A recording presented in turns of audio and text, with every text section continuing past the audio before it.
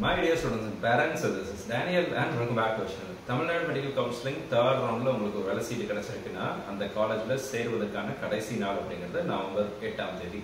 So November 8க்குள்ள உங்களுக்கு எந்த college கிடைச்சதோ அந்த காலேஜ்ல நீங்க போய் ஜாயின் பண்ணணும். அண்ட் இன்கேஸ் நீங்க இந்த நவம்பர் 8க்குள்ள அந்த காலேஜ்ல ஜாயின் பண்ண வேண்டாம் அப்படின்னு முடிவெடுத்தீங்கன்னா அதுக்கு வரக்கூடிய கான்சிக்வன்சஸ் என்ன அப்படிங்கிறத பத்தி இந்த வீடியோல எக்ஸ்பிளைன் பண்றேன்.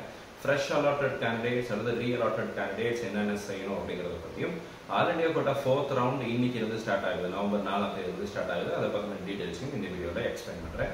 இது வரைக்கும் நீங்கள் நம்ம சேனலை சப்ஸ்கிரைப் பண்ணல அப்படின்னா மறக்காம சேனலை சப்ஸ்கிரைப் பண்ணி வச்சுக்கோங்க. எனக்கு கூடவே நோட்டிஃபிகேஷன் ஐக்கானையும் ஆன் பண்ணி வச்சுக்கோங்க. ஃபர்ஸ்ட் நமக்கு all India quota 4th round as per the schedule 4th நவம்பர்லேருந்து ஸ்டார்ட் ஆகுது, இன்னையிலேருந்து ஸ்டார்ட் ஆகும். பட் இந்த வீடியோவை அரௌண்ட் 2 o'clock போல நம்ம ரெக்கார்ட் பண்ணிட்டு இருக்கிறோம். ஆஸ் ஆஃப் நவ் 4th ரவுண்டுடைய நியூ ரெஜிஸ்ட்ரேஷன் இன்னும் எனேபிள் பண்ணலை. ஆல் இண்டியா கோட்டாவில் 4th ரவுண்டில் நியூ ரெஜிஸ்ட்ரேஷன் கொடுக்கறதாக அவங்களுடைய ஷெடியூலில் மென்ஷன் பண்ணியிருக்கிறாங்க.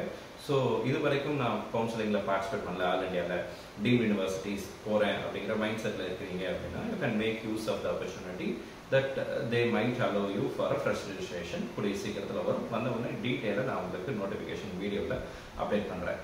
தமிழ்நாடு தேர்ட் ரவுண்டை பற்றி பார்க்கலாம். தமிழ்நாடு தேர்ட் ரவுண்டில் சீட்டு கிடைச்சிருக்கு அப்படின்னா முதல்ல உங்களுக்கு எங்களுடைய வாழ்த்துக்கள் மிஸ்பா அகாடமி சார்பாக. உங்களுக்கு எந்த காலேஜ் கிடைச்சதுங்கிறத கமெண்ட் செக்ஷன் டைப் பண்ணுங்க. நம்ம வீடியோ பார்க்கக்கூடிய நிறைய மாணவர்களுக்கு இடங்கள் கிடைச்சிருக்கு, எஸ்பெஷலி இந்த தேர்ட் ரவுண்ட். ஸோ உங்களுடைய சந்தோஷத்தில் நானும் பங்கு பெறணும்னு ஆசைப்படுறேன். உங்களுக்கு கிடைச்ச காலேஜ் நேம் கீழே கமெண்ட் செக்ஷனை டைப் பண்ணுங்க, மறந்துடாம டைப் பண்ணுங்க. அண்ட் அகைன் இப்போ இந்த ஃப்ரெஷ் அலாட்டட் கேண்டிடேட்டாக நீங்கள் இருக்கிறீங்க. ஃபர்ஸ்ட் ரவுண்ட் செகண்ட் ரவுண்ட் இது வரைக்கும் எனக்கு சீட்டே கிடைக்கல, இப்போ தான் ஃபர்ஸ்ட் டைம் எனக்கு தேர்ட் ரவுண்டில் தான் சீட்டு கிடைச்சிருக்கு அப்படின்னா what you have to do is you have to pay the tuition fees.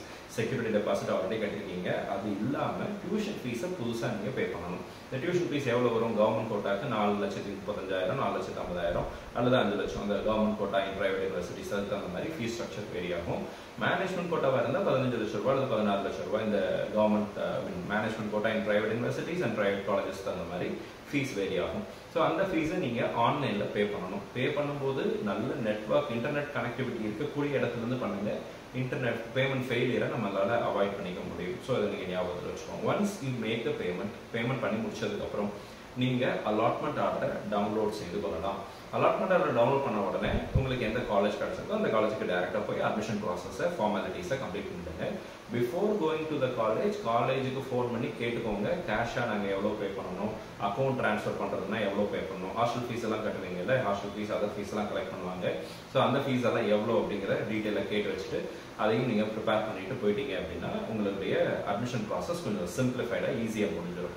இது ஒரு முக்கியமான விஷயம். ரெண்டாவது, reallotted candidates. If you are reallotted candidate second ரவுண்டில் ஒரு சீட்டில் இருந்து தேர்ட் ரவுண்டில் ஒரு சீட் உங்களுக்கு கிடைச்சிருக்கு அப்படின்னா தென் நீங்கள் உங்களுக்கு அலாட்மெண்ட் ஆர்டரை டவுன்லோட் பண்ண வேண்டிய அவசியம் அப்படிங்கிறது இருக்குது.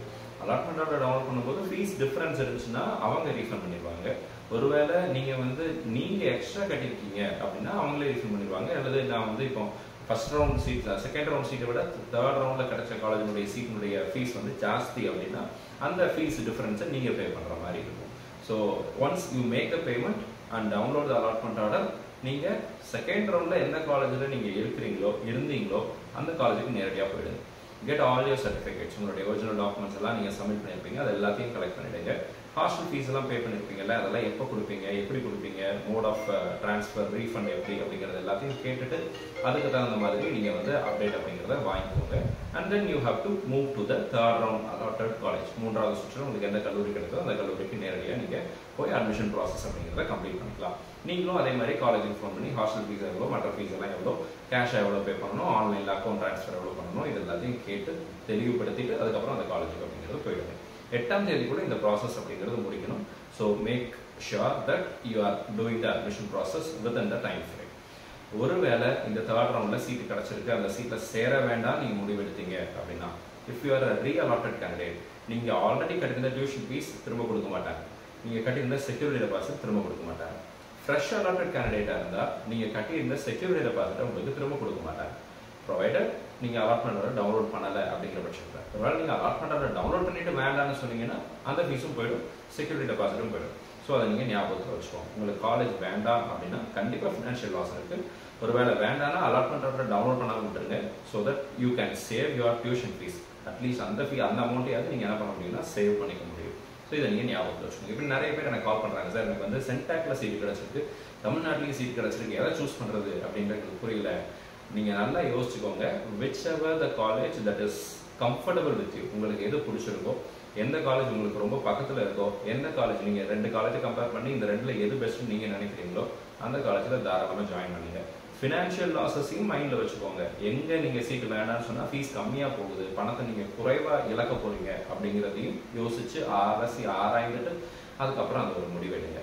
ஸோ என்ன கேட்டால் நீங்கள் வந்து எங்கே உங்களுக்கு ஃபினான்ஷியலாக கம்மியாக இருக்கோ, ஃபினான்ஷியல் லாஸஸ் கம்மியாக இருக்கோ அந்த சீட்டை விட்டுட்டு மற்ற இடங்களில் நீங்கள் சேர்றது அப்படிங்கிறது நல்லது.